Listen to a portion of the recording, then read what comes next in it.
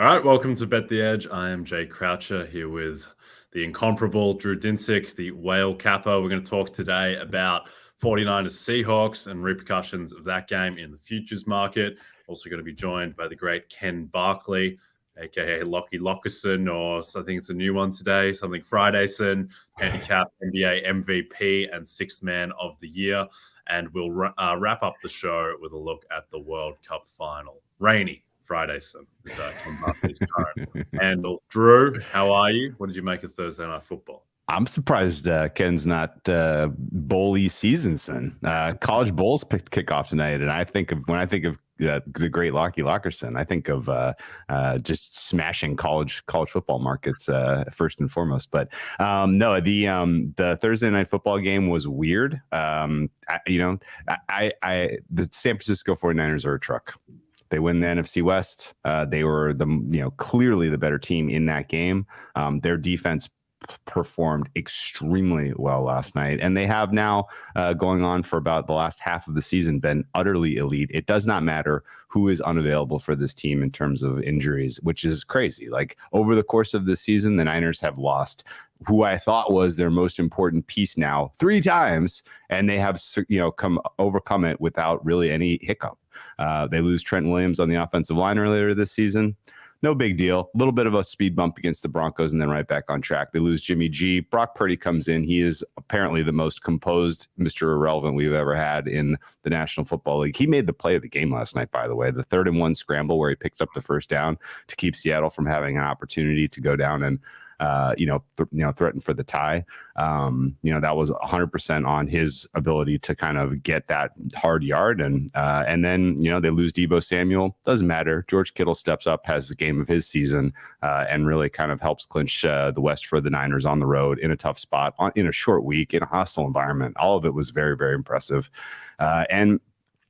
Shanahan gets most of the lion's share of the credit here for kind of knowing his team well enough to be able to navigate the bumps and the hiccups that happen over the balance of a very long and physical regular season.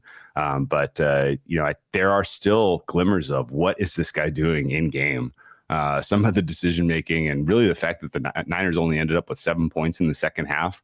Like if he takes that type of approach into a playoff game against a team that is playing up on any given day, they're in trouble. I don't care who the quarterback is. I don't care if everybody's healthy.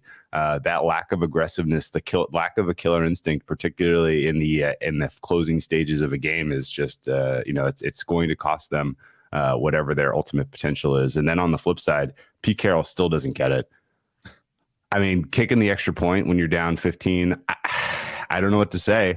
I mean, it is just technically the incorrect decision. I feel like if you go for 2 there and you make it, you've done yourself an enormous favor. If you go for 2 there and you miss it, you have a very, we have a coach who lacks aggressiveness on the other side of the ball. If he has a 2-score advantage, he's not necessarily, putting his quarterback in harm's way to get the hard yard in a drive that can put away the game. So, both coaches, huge question marks in terms of just in-game decision-making last night. And, you would expect that from 2 younger coaches, but with the experience these guys have, it's still amazing to see.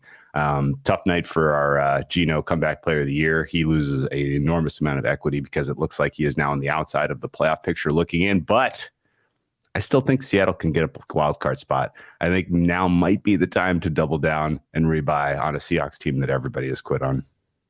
Yeah, I think with the Seahawks, I mean, the Niners team that lit up Tampa Bay on offense. I mean, they basically scored 14 legitimate points on offense when you think about they just punched it in from the 1 after the Travis Homer fumble. And the run defense, which looked like it was the worst run defense in the league, or at least the bottom 3 unit, after what Carolina and Josh Jacobs did to them recently. I mean, they kept Christian McCaffrey relatively inefficient on the ground, so the defense looked better than I expected. The offense, though, I mean, we're going on 2 months now where Geno just hasn't been that good. He was amazing the first 5 weeks of the season. He's still fine. Like, he's not a problem, but he hasn't been a top 10 quarterback or even really close the past couple of months. And now Tyler Lockett has a broken finger and is probably going to miss the rest of the season. So that's not ideal either. A lot of interesting repercussions across a lot of awards markets last night. Last night was a huge high leverage spot for a lot of these awards. Yeah. I think Gino, I mean, yes, he definitely drifts for comeback player of the year. I still think he's the clear favorite over the field because of what he has banked. And also his stat line last night, even though he didn't play that well, he avoided any interceptions, which was a remarkable fluke given the both. Yes. Gino should have He tried 10, 12 more picks than he does this year. He's gotten incredibly lucky with interceptions, but he keeps his case, I think, alive by having an okay enough stat line. He's still 26 touchdowns, 8 interceptions on the season, top 5 in passing yards. He's still got enough of a case there. McCaffrey's price is shortening for comeback player, which I just don't see the narrative around McCaffrey. Like, I think people, for the most part, they might forget what he's coming back from. It's because he had all these niggling injuries in Carolina, then got shut down on a bad team last year. The trade as well makes it kind of strange, his case.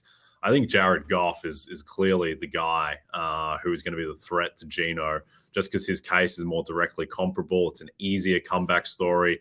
Number 1 pick, made the Super Bowl, franchise quarterback in LA, left for dead this year, and now has been a top 10 quarterback in the league. I think that Goff is the guy who's coming in that case for that award. And I think also Kyle Shanahan's Coach of the Year case bring a lot of steam. I think he should be the clear second favorite in the market behind Nick Sirianni. That was what I was going to ask you. I'm nervous. I have a big bet on Sirianni at a number that seems impossible. I'm nervous that Shanahan steals this. I think the steam for McCaffrey and comeback play of the year is in some way reflecting. People are like, well, the Niners got to get some kind of award. This is the best team playing in the NFC right now, right? Like they're like people are going. Yeah. Well, Nick. Well, so I don't know if people are going to be able to give Nick Bosa the green light over Parsons. Parsons is so entrenched as sort of the best player in a lot of voters' minds that it's Bosa has to have just an explosion here down the home stretch in terms of just raw counting numbers for people to reevaluate that. I think Shanahan though can flip Sirianni in a heartbeat if Sirianni has any kind of stumbles at all down the home stretch here. You can still get Kyle Shanahan at 25-1. I think that's important insurance to have in pocket if you are like me and you have an enormous amount of equity in play with Sirianni getting Coach of the Year. Because other than Shanahan, I don't think anyone can flip him. Yep, I agree with that. I think Shanahan's the clear number 2. And before we bring in Ken, here's my thought process with Shanahan, is that if he runs the slate, the price is about -300 fair money line home to Washington, -170 at the Raiders, -400 home to Arizona in a game San Francisco likely has something at stake.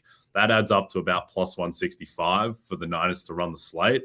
And then on the other side, if you just do the same process with the Eagles money lines, I'm throwing out week 18 against the Giants. They might not have anything to play for, but the next 3 games, they're -200 to lose at least one of those 3 games. And it's likely at Dallas next week.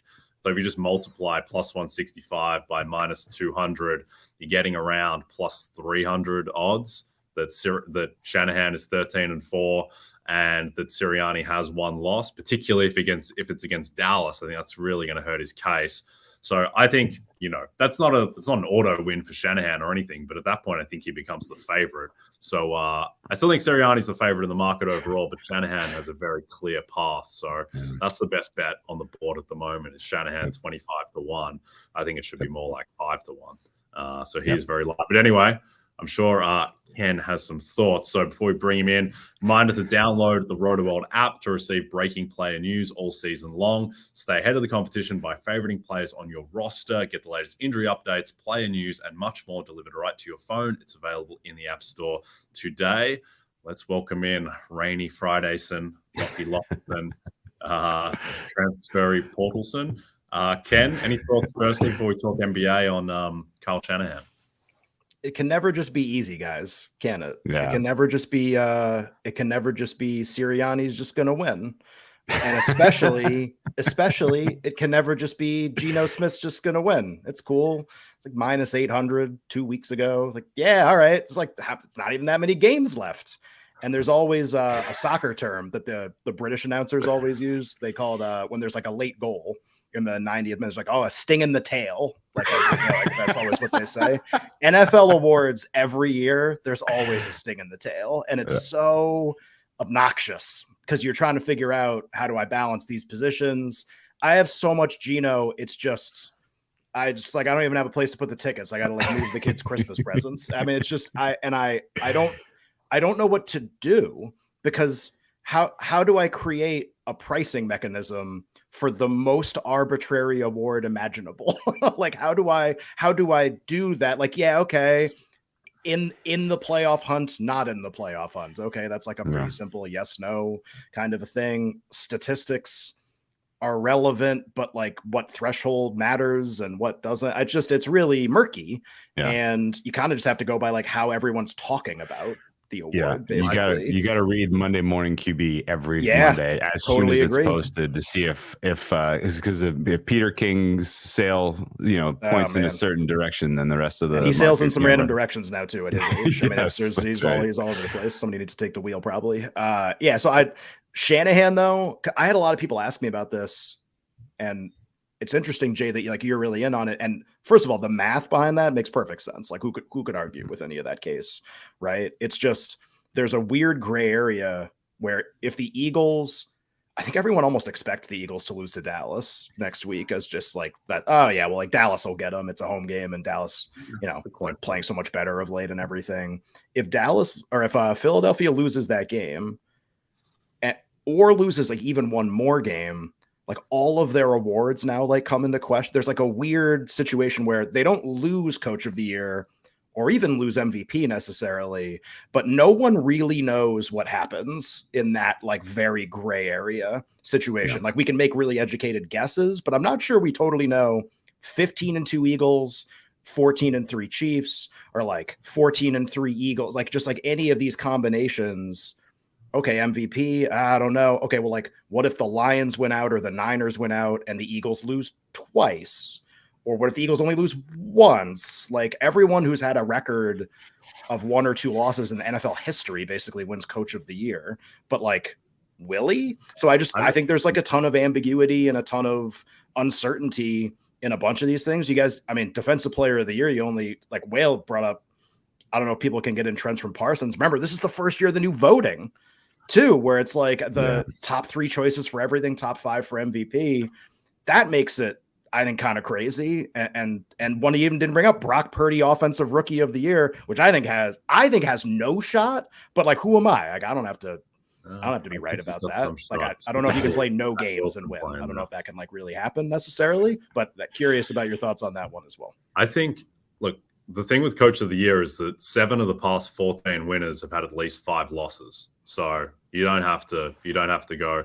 Andy Reid was 14-1 two years ago and didn't sniff Coach of the Year going into last week, which was a meaningless game. So I think in terms of, before we get into NBA stuff, in terms of comeback player, I think that's the most interesting one to price out, because I kind of think you can. And there is a structure. And to me, the structure of the pricing is that, let me get my pen here. With Jared Goff, his price to win is Detroit make the playoffs and Seattle miss the playoffs. So that's about plus 400. You think it's that easy? You think that's like 100% that it happens? I think it's pretty kid. Yeah. What if they beat the Jets, but he has a bad game? He's playing the Jets defense in an outdoor game. If he gets in, if they run the slate and get in at the expense of Geno, I think Jared wins. So look, none of this is perfect, but then I think that Christian McCaffrey, he wins if the Niners win out, Detroit and Seattle both lose a couple of games each. He only wins by default if the 2 quarterbacks falter. And then Geno wins comeback player in basically any other outcome that I didn't cover above, which is the bulk of outcomes. So I make Geno minus 150, Goff plus 400, CMC plus 650. So, and then Saquon and Henry both very, very well, not dead yet, pretty much dead. But Can I make a quick comment on Coach of the Year that you brought up, Ken? So, Coach, and Jay, you're right. It doesn't matter ultimately if you have a superlative record or not. It doesn't matter. If the expectation coming into the season was you were going to be amazing and you're amazing, you don't get credit for Coach of the Year. That's the way it works. It's always sort of like a surprise, we're good, right? The problem that Sirianni and the Eagles have right now is that nobody is like surprised when they do what they did against the Giants. Right. Nobody like everybody is now accepting. Oh yeah, no, this team is great. Look how great look how great that roster is. They're so good. Hurts is, Hurts stepped up his level. Maybe Hurts is the MVP. That's the answer now. Like this, people have just come to accept that the Eagles are a great team which means that if they stumble on the way in, even if it's a game where they're dogs at Dallas next week, any stumble on the way in for the Eagles and people are going to question, well, we thought they were great and maybe now they're not as great. Wait, why are we giving their coach an award? So that's the way that Sirianni plays his way out of that favorite status. And of course, we already talked about Shanahan playing his way in. Like, if he gets the 2 seed in the NFC with Brock Purdy, like, people are going to fall all over themselves to write those columns about why I'm voting Kyle Shanahan Coach of the Year. You can already see it happening. Indeed. All right, let's go to NBA MVP. Points bet right now, Jason Tatum is the favorite, plus 300. He also was the leader in Tim Bontemps' vaunted straw poll this morning with 47 first-place votes. We'll talk about that. I don't think that really matters. Giannis is plus 400, second favorite. He was second in the straw poll. Doncic plus 450, which I think is poison. Then Embiid, 10-1. And Stephen Curry, who I think is pretty much dead at this point, missing a month. Looks like he's going to miss about a month with that shoulder injury. He's 16-1. And then Davis, Zion, Durant, Ja. I think they're the only 3 guys left with any realistic chance at all. But Ken, what's your handicap of this market? Luka Doncic is, it reminds me of what was that, like 1990 hip, like that bed is poison. That bed is poison. Yep, poison. Poison. Yeah. There's I love coming on the show to do NBA awards, by the way, because I think one of the things I like is, like, I don't have to talk the whole time. It can actually just be a discussion. Whereas sometimes, like, you go on radio interviews, whatever, like, you have to be the expert. But I think all 3 of us, I think, kind of like know a lot and probably have really strong opinions about this one, to be honest. So just the question I would ask, so you brought up and happy Tim Bontemps straw poll day, by the way, to everybody who celebrates it. We've all been waiting for the results. The number one thing I think that we have to, like, solve first before we even talk anybody else is, do we think that Jokic can win? Like, that's kind of like that before any other candidate has to be brought up. It's basically, is voter fatigue with Nikola Jokic a real thing or not? He's the best player. He's going to end the season as the best. Like, this is already a thing. He's first in everything. He's first in PER. He's first in box plus minus. He's first in win shares per 48. The team is really good. He would probably just win if he was some new player, but he's not. And you even see that in the straw poll where he comes out like 7th. I mean, it's just not even in the zip code of the other guys. And he's already first in all this stuff. It's not like he became first, today or something. So it just, how real do you guys think that is? That, like, does he have any chance? Basically, I think is question one. Yes. I vote yes for that. So he did get one first place vote in the straw poll. We got one. We can all assume it was Zach. I think we can all assume it was Zach Lowe. I think that's a fair assumption. And Zach Lowe, of course, has an enormous platform. He has enormous sway among a lot of the other voters. And if he's out there beating the drum that Jokic is taking another step forward, and oh, by the way, if the Nuggets go from a 6 seed to a top 2 seed in the West, which seems possible because the West looks awful right now, he's going to get consideration. I absolutely think that his ability to improve his team's chances at a title by getting a better seed does give people gives them the mental structure to make a 3rd straight vote for him, I think. Yeah, I think that voter fatigue generally is overrated and serves as a tiebreak when it's close, as opposed to ruling someone out for arbitrary reasons. Like, voter fatigue killed Rudy Gobert's Defensive Player of the Year case because people had an excuse not to vote for him last year because Utah had like the 10th defense. Whereas Rudy Gobert, if he was on the number 1 defense again, then he just would have won last year. Yeah. People wouldn't have been able to justify any other case, but because they had room for other cases, then he didn't win. I think with Jokic, if he has MVP, it's generally, I think, the most reasonable award where, for the most part, the most deserving candidate wins every year. Like, Derrick Rose probably didn't deserve to win, but outside of that, pretty much the most deserving guy wins. Everyone last year, if voter fatigue was a big thing, then everyone would have fallen over themselves to vote for Embiid and his story over Jokic, but Jokic won going away because he had the best case. So I think this market's completely upside down.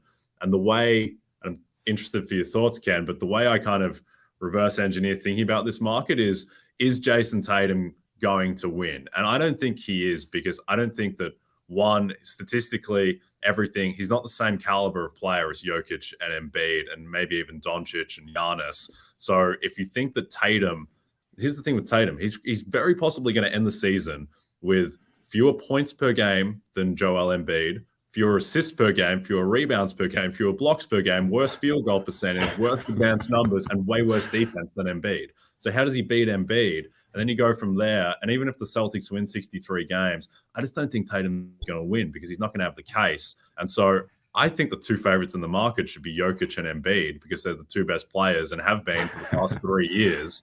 And I think it's going to become down to those two again. What do you think, Ken? I hope it does because I think Embiid would win if that happened. I think he would win. So I agree with you on a lot of what you said. First of all, I think it's interesting that you both think Jokic has a really good chance to win because I think if people just consume the NBA, like read the national writers and their stories and look at the straw poll, I think they would get a tinge of, I don't know if he's going to win. Like, it seems really unlikely that that's going to happen. So basically something needs to change fundamentally between this exact moment and the end of the season. Now you could be right. It could be Zach Lowe continuing to push people toward the idea that Jokic is great. Other writers could follow suit and do the same thing. A lot can change. I don't put any stock in the ranking and the straw poll. I don't care at all about who won and how many votes they got, whatever. The only interesting thing to me in the straw poll was where Jokic was. Cause it's like, that's like the question that looms over the entire handicap of the market. Because if voters can't quite get themselves to make that jump and there's one or two or multiple other candidates that make sense, I don't think he will win. If he's the only candidate that makes any sense and they have to vote for him, I think he will definitely win. Right now, you could kind of make the argument that we're going to get there and that's going to be true. So Jokic is weird. He's definitely in the mix. Pricing him is bizarre because of voter fatigue. You think it's overrated, Jay. I can't argue against that. The one thing I'll say, though, you brought up Rose real quick as like a bizarre example of like an NBA MVP vote that was unexpected. LeBron had won 2 straight years going into that season and then would win more afterwards. But like a funny dynamic happens with like the all-time players when they kind of reach, if we want to call Jokic an all-time player this season. And if you look at, okay, what if you made a list of the bizarre votes that we've had, let's say in the last 30 years, something like that. Rose would definitely be one of them. Steve Nash would definitely be one of them, especially the first one and the second one, to be honest, but the first one against Shaq. And then Westbrook, you would come up with probably in that situation because it was more rooted in the triple double. There's these times where like, okay, like why do the weird things happen? And in a lot of situations, it's because we get tired of the guy who just won like 1 or 2 in a row. And we like kind of convince ourselves that Karl Malone over Jordan would definitely be another one where it's like, all right, we know they're not the best player. Like we know that's true, but like this year, okay, it's close enough and we're tired of this guy, whatever. Can any player get to that with Jokic where it's like, all right, Jokic is the best player, but it's like kind of close. And so let's have one of these weird votes where it's kind of close, but somebody beats the best player. And I think Embiid's the most likely player to do that. Actually, maybe by a lot at this point. I think if he just plays, which I know is a big if. Yeah, you just said the big if. Yeah, but here's the thing, like everybody has a flaw, right? Yeah. Tatum's flaw is his statistics will never be good enough. Is that a fixable flaw? I think the answer is no. I don't think that can be fixed. They have to win so much more to overcome that. And that's tougher than Embiid playing 80% of the rest of the games of the season or something, in my opinion. Luka, is the team ever going to win 50 games or 48 games or anything? I keep waiting. Not sure it's going to happen. Is everyone even more tired of Giannis than they are of Jokic? And he doesn't play as much as Jokic does. Yes. Like obvious flaws. Curry's hurt. Duh. Right. That's obviously one too. Davis gets hurt all the time and they stink. John Morant's numbers haven't been very good. Zion's maybe too early to win. Like these guys all have really obvious flaws, but some of them, like you can't overcome some of those flaws. If Embiid just plays, he has like the flaw that's like the most fixable, I think. He has to play basically 68 to 70 games. And that means he can still miss a few more games the rest of the season, to be honest, to make that true. So can someone get to the Jokic level or close? Not even as good, but close to challenge him. I think Embiid is the most likely player to do that. So I agree with Jay in that way. Okay. Yeah, we're aligned there. Let's jump this. Actually, real quick, I got a funny thing for you real quick, though. Oh, boy. December 10th, 2021. Tim Bontemps releases a straw poll for MVP. Curry. Who wants to guess? Curry was number one. Who wants to guess how many votes Nikola Jokic had? I think he came if fourth. It's one again, it's going to be awesome. It's one. It was one. It was that's one. That's first, amazing. It was one first place vote, and he was fourth in that poll. It was Zach Lowe. We know that. Amazing. We know that because he went on TV and was beating the drum. Why is no one considering Jokic again? Sure. And if you told me at that time that the Nuggets were going to end up as the 6th seed and not have a realistic shot in the finals, and you know, at that time, I believe Jokic was also 10-1 in the market because I remember betting it. I would have said insane. Don't do it. Stop. If they finish 6th, no chance. But you know, I think people are kind of more willing to embrace just who is the correct winner nowadays. And so I think Jokic is the only bet you can make right now. We came into the season, we thought that the Nuggets were going to be better because Murray was back, because Michael Porter Jr. was back. No, the Nuggets are better because Jokic is continuing to improve. Those other guys really haven't made a meaningful impact so far in terms of the Nuggets win-loss. It's been simply Jokic. And so I think that's really the only bet you can make right now. But I have some Embiid in pocket from preseason, so I hope you're right. Yep. I make Jokic plus 350 to win this award. I make Embiid plus 500. So I think they're both big bets. All right, let's go to the John Havlicek Award. Good work, yeah. Good work on that one. For the old school folks, Russell Westbrook is still the favorite for some reason at plus 175. Jordan Poole is still the second favorite, plus 350, even though he's about to start 15 more games with Steph Curry on the shelf. And then Malcolm Brogdon's plus 375. I think he should be the favorite in the market. Mathurin, Wood, Malik Monk, the next guys. I think that's where you run out of realistic candidates, I think. Like, shit, maybe Norm Powell if he comes back and averages 18 a game, but probably not. Ken, what's your handicap of this one? Yeah, you mean when you and I were DMing about Gary Trent Jr., that ship has sailed? Is that what you're referring to? Just OG got hurt. What a disaster. What a disaster. Got to start every game. And they're also bad, which isn't really fun. It's not helping. It's not helping. I 100% agree with you that Brogdon should be the favorite. Because I think it's really simple, right? What if everything that has happened just keeps happening? What if all the records and winning percentages stay about the same? What if all the points per game averages stay about the same? Like, what if nothing really fundamentally changes? Kind of played a lot of games at this point. What if everything just stays the same? Lakers record completely disqualifies Westbrook from winning. No one's even come close to winning this award with a record like this, and with statistics that are not so impressive combined with that team record. If he played for a great team, he would win. And he's Westbrook, so he would definitely win. But he's disqualified if they're this bad. And if this continues, they're that bad. I totally agree on Jordan Poole.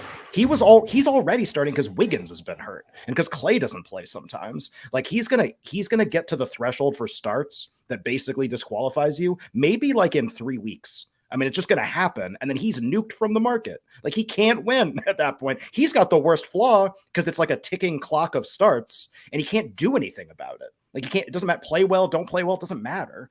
So then it's just, okay, Brogdon, what do we know about the award historically? Always goes to a player on a really, really good team that wins a lot of games. Yep. That's him. And if everything stays the same, which is a big if, he just wins. I think he wins really comfortably the way all these other candidates shake out. There's also the possibility Christian Wood starts way more. Maxi Kleber's hurt. Like that can increase his starts possibly, which puts a flaw in that. The only player that I'm kind of holding out hope on because it's a monster price, I think Malik Monk can definitely win, but the Kings have to win a lot of games. And that's not likely. It's not likely that they're going to win a lot of games, but they can. They've shown the ability to do so. So I think it's really, ordering or tiering the players like you did with Jokic and Embiid. It's like for me at least, it's like Brogdon, Monk, and then you can order the rest of the candidates however you'd like. And I don't even know if it matters a lot. Probably Christian Wood and then everyone else. And that's probably it. So I hope Monk ages really well. I have crazy numbers. I think Jay does too. But if everything just holds, I think it's actually probably Brogdon comfortably at this point. What do you think, Drew? I 100% agree. Brogdon, not only is Brogdon the most likely to continue to perform well on a team that we expect finishes, if not first, top 2 in the Eastern Conference, he seems to be thriving in the role with reduced minutes. He's playing better because because of this particular wrinkle of him being the sixth man. And so I think number one, his performance is the most sustainable. And number two, there will be a narrative to be written about, wow, what a move. The Celtics go out and get Malcolm Brogdon, shore up their bench. And oh, by the way, like Brogdon has taken his game to the next level because he only has to play 20 minutes a night now instead of 32, right? Like there's a lot of hay here. And I think of all the awards bets you can make this moment, this one is the most plus EV. Yep. I agree that Brogdon is just the default winner where people are just going to give it to him because of the Celtics record, because of his efficiency. It still is a little fraught with peril because he's probably going to end up averaging 13 and 3, which is not really the benchmark to hit. But I think that the team record will propel him. To me, the two bets in the market, and I do think that Brogdon is worth a bet at plus 375. I think he should be more like plus 250 max at this point. But I think the other two bets are Christian Wood's averaging 17 and 7 on 63% true shooting. And if Dallas just get better, which is certainly possible, then he will have the best statistical case and look most like typical winners. So I think 12 to 1 there is still a bet, even though it's an uninspiring one. And then I do think Malik Monk, he just needs to play an extra 3 minutes a game. He's been hovering around 24. That's not enough. Like if he gets up to 27 and he can turn his 15 and 4 into 17 and a half and 4.5, then I think that he can absolutely win. But those would be the three guys that I look at, and I would be fading the rest of the market. All right, Ken, we have to move on. It's always fun chatting to you, my friend. You're the best at this. You're on around. Tell people where to find your content. Yeah, absolutely. Thank you, guys. And I know last time we went like 7 hours, and I think I interrupted every single person's day or schedule for that day with my very long appearance. So we'll have to do this again sometime. I co-host You Bet or You Bet. You can find it wherever you find your podcast. Search You Bet, Odyssey app, Twitch, YouTube. Just search for the name of the show, You Bet or You Bet. We're on from 3 to 7 p.m. Eastern on weekdays. I also started a Substack last week or 2 weeks ago now, where I write about a lot of big picture awards topics, things that Jay and I like to talk about way, way, way, way too much. That's called the Chalkboard. So just go to Substack and look for the Chalkboard. You can find it there. Thanks very much, guys. Yep, you can follow Ken at Lockie Lockerson. Look, this is the stuff where you find the biggest edges around, and Ken is as good as it gets. So make sure you're following him and subscribing to his Substack. All right, before we finish out, just a reminder, if you don't have the NBC Sports Predictor app, go download it now. The contests are free and easy to play, and you have a shot to win thousands this weekend by predicting what will happen during the college football bowl season and in the NFL, including $100,000 up for grabs by guessing the outcome between the Giants and Commanders in our Sunday Night 7 contests. And one of the questions you will see in that contest, Drew, how many total yards from Saquon Barkley on Sunday night? Ooh, I think he's got to bounce back in him. I really do. I know that the Washington Commanders have one of the better just overall front sevens, and they're healthy, getting healthier as we speak. And in general, you wouldn't expect that there's going to be a huge edge for him in this game because of the matchup. But he is a boomer bust player. I think he can come away with a couple of big shots here. So I'm going to go to the very top rail, plus 135 yards. I like it. I don't necessarily disagree, but I'm going to go other end of the spectrum just because, we like the big hands, we like the huge range of outcomes. Also, the injury risk with Saquon, you get that with taking less than 80 yards. Good Washington defense as well. So I will take Saquon Barkley less than 80 total yards on Sunday night. All right, let's talk about our best bets this weekend, Drew. You got a familiar friend in this one. You're riding with the Jags. Yeah, tough to come up with a best bet this time of year. The market feels very, very, very tight this week. Look ahead on this one was 6. It's moved down to 4.5. So I know it is a little suspect to say, how could you have a best bet in a market that's already moved 1.5? And I would tell you anything better than +3 is a play on the Jags in this game. I have huge amount of questions about what's going on in Dallas right now. We have yet to see 4 good quarters of play out of Dak Prescott. Any game he's been since he's come back from injury. And so I think that you're going up against a white hot Trevor Lawrence coming off of his best game as a pro, and just in general, a good experienced coach in Doug Peterson, who I think knows exactly how to continue to push the buttons to kind of get, to continue to grow what you're getting out of Trevor Lawrence here. Now, I'm not saying the Jags are going to run down the Titans and win the AFC South, but if they did, I would be an extremely happy camper. So very hopeful that the Jags win outright, not just cover, but my fare for this one is 3. And so I think if you're getting over a field goal, you play the Jags. All right, let's go swaggy wise. I am riding with the Cincinnati Bengals -3.5 at the Bucks. I think the Bucks are just a car crash, and last night reinforced that. Where I don't think Brock Purdy's that good. I think he's fine, but the ease with which the Niners were able to move the ball against Tampa, and then they really couldn't against Seattle, a defense that is not very good at all. The Bucks, they're so banged up on defense. Losing Shaquille Barrett was a huge deal. They don't have any pass rush anymore. And then on the other side, every game it's Tom Brady. 50 pass attempts for 275 yards. Like, there's just no explosiveness to that offense. And I think the Bengals are, well, not really quietly, but I think they are just the juggernaut. I think they're probably closer to the Bills and the Chiefs than most people give them credit for. The defense, even though they've lost guys in the secondary, is still playing at a really high level now, at least high enough to the point where that offense, which is an elite and just unguardable unit, is really coming to the fore. So I think the Bengals are a juggernaut. I think the Bucks are not very good at all, and I think the Bengals will move the ball at will and cover 3.5 at the Bucks. All right, before we leave, World Cup final. Drew, be quiet, Siri. I want to talk about Argentina, France. This game is pick. It's basically pick, -110 each side of who's going to win the World Cup final. Who do you like, Drew? Well, I mean, it's the World Cup final, and so obviously this market is extremely beatable. I don't know where they came up with this number. This should be Argentina -200. No. Pick is, of course, correct. Like, the difference between these two teams is very narrow.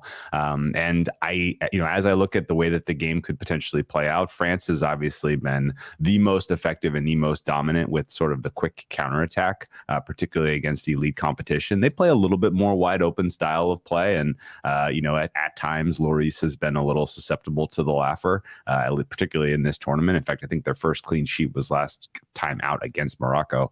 But I would still expect that Argentina dominates possession in this one. It's a matter of whether the France defense can get, just get clean stops. Argentina is very effective at drawing free kicks, drawing penalties. And I think, if the France defenders are a little bit too aggressive, that could be the difference in this game.